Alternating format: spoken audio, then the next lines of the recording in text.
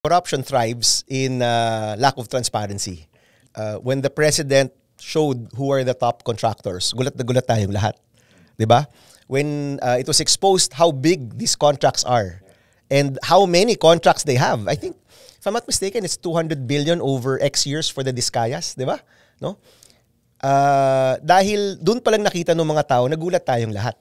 Even ako, I mean, I've been out of government for some time. Nagulat ako na ganung kalalaki 'yon, 'di ba? But with the blockchain the budget bill, by pushing for transparency, having all of these records, contracts, bidding documents, hanggang sa magkano yung semento nakalagay, nakapublish on the blockchain, no? So it's transparent to everyone.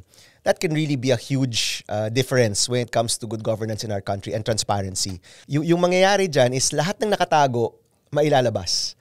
All of this data will be publicly available from the beginning.